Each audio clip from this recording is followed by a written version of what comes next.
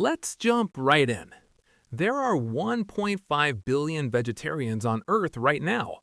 That's roughly 20% of all humans refusing to eat meat. And no, it's not just hippies and yoga instructors.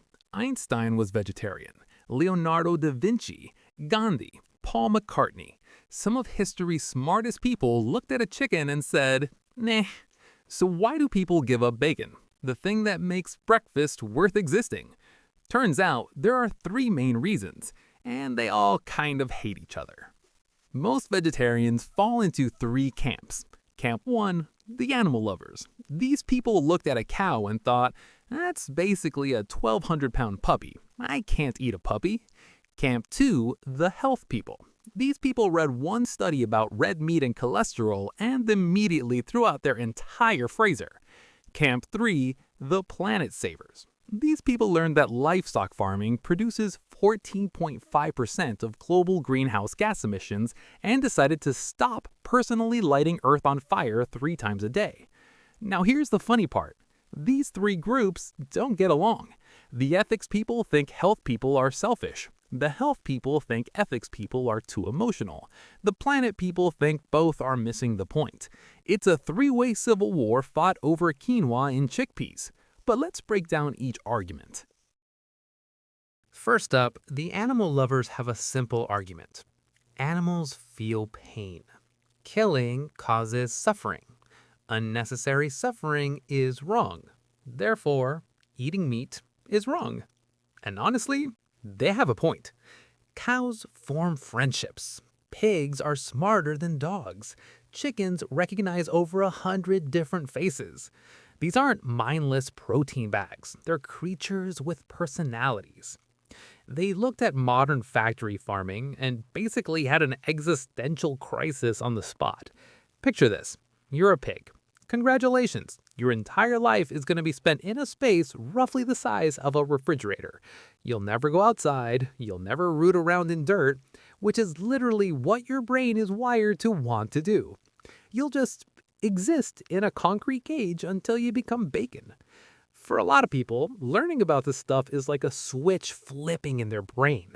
They suddenly can't unknow it. That burger isn't just a burger anymore. It's a cow that spent its life in conditions that would make a prison warden uncomfortable. Now, you might be thinking, okay, but humans have eaten meat forever. It's natural. And you could be right. Humans are omnivores. We can eat meat. But here's the thing. We also wore loincloths and died from infected splinters for most of human history. So we've always done it this way isn't really an argument when we have other options. But what about plants? Plants respond to damage, release chemical distress signals. Some scientists think they might have rudimentary consciousness. The vegetarians don't have a great answer for this. Usually it's, well, plants don't have a central nervous system, so they probably don't feel pain the same way. Probably. The real dividing line seems to be, can it scream? If you can hear it suffer, don't eat it. If it dies silently, eat the salad. Not the most rigorous philosophy, but it works for them. Now, let's talk about the people who go vegetarian because they're genuinely worried about their arteries turning into cement pipes. And honestly, they might be onto something. Here's the thing about meat. Red meat specifically, it's packed with saturated fat, which your body treats like economic lube for your cholesterol levels. Except instead of making things run smoothly, it's making your cardiovascular system work overtime like an overworked bouncer at a nightclub. Studies show that vegetarians have lower rates of heart disease, lower blood pressure, and lower cholesterol. They're also less likely to develop type 2 diabetes, which is your body's way of saying, hey, maybe stop eating like every meal is your last meal. But wait, there's a twist. You can absolutely be a vegetarian and still eat terribly. The health argument basically boils down to humans can survive perfectly fine without meat if they're smart about it, and doing so might actually help you live longer. Now, to the people who went vegetarian because they Googled climate change solutions at 3 a.m. and fell down a rabbit hole about cow farts.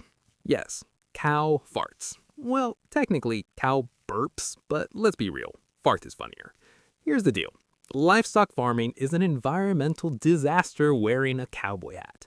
Cattle produce methane, which is a greenhouse gas about 25 times more potent than CO2. All those cows burping and farting, they're contributing more to global warming than all the cars, planes, and trucks in the entire transportation sector. Let that sink in.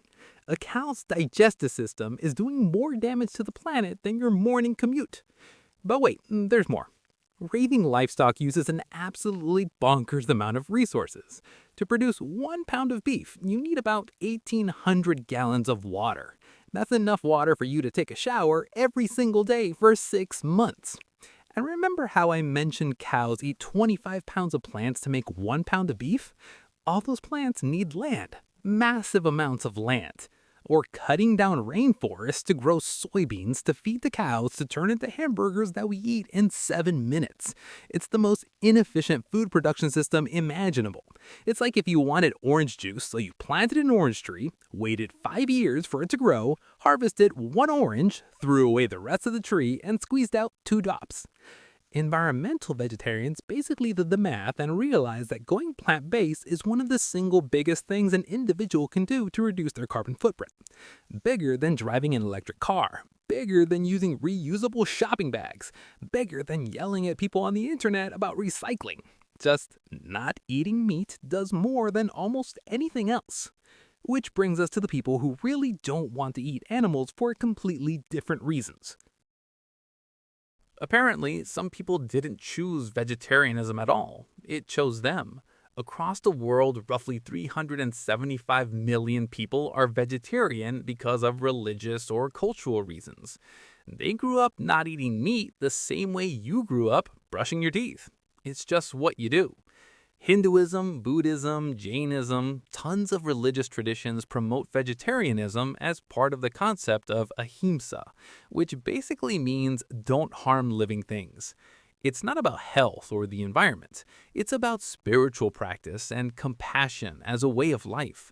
These folks aren't sitting around having debates about protein sources. Their grandma's grandma was vegetarian. There are entire cuisines, Indian, Thai, Ethiopian, that had spent literally thousands of years perfecting vegetarian cooking. And then there are the people who are vegetarian for the most straightforward reason possible. They just think meat is gross. No deep philosophy, no environmental calculations, no ethical crisis. They bit into a chicken nugget when they were 7, thought, this texture is deeply upsetting, and just never ate meat again. These are the people who see a steak and feel the same way you'd feel if someone offered you a plate of worms. Technically edible, nutritionally viable, absolutely not happening. Although these are also the people most likely to absolutely destroy a cheese pizza, so their motivations remain pure and simple. Meat is weird, cheese is great, leave me alone. Okay, we need to address the protein thing because it comes up every single time. But where do you get your protein? Literally everywhere. Beans, lentils, tofu, tempeh, quinoa, nuts, seeds, peas, chickpeas, spinach, broccoli. The idea that you can only get protein from meat is a myth that needs to die faster than your gym membership in February. Professional athletes are vegetarian, bodybuilders are vegetarian, that one extremely jacked gorilla at the zoo, vegetarian. Gorillas eat plants and they could rip a car door off with their bare hands. The protein panic is basically people who learned one fact in middle school health class and never updated their information. You know what's actually hard to get on a vegetarian diet? Vitamin B12. That's it. That's the one thing. And you can get it from fortified foods or supplements. But protein? That's the least of anyone's concerns. Unless you're literally only eating iceberg lettuce, you're fine. So why do people choose to be vegetarian? For health, for ethics, for the environment, for religion, for taste preferences, sometimes for all of those reasons at once. And here's the thing that makes some people uncomfortable. All of those reasons are actually pretty solid. You don't have to agree with them. You don't have to go vegetarian yourself. But pretending like vegetarians are just confused or missing out on essential nutrients is ignoring a whole bunch of science, philosophy, and basic logic. Humans are weird.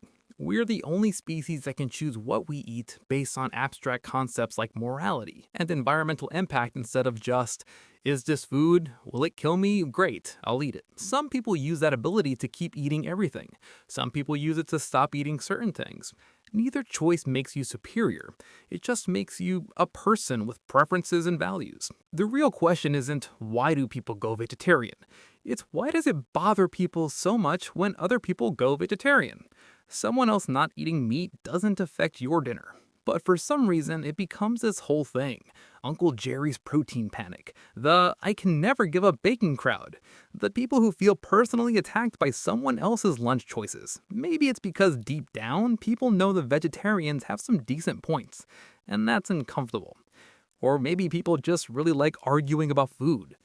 Either way, vegetarians aren't going anywhere. There are more of them every year, and the reasons keep stacking up. If this made you think differently about vegetarianism, or if you're already vegetarian and just wanted validation, let me know in the comments. And if you want more videos about food systems that make you question everything, stick around. See you next time.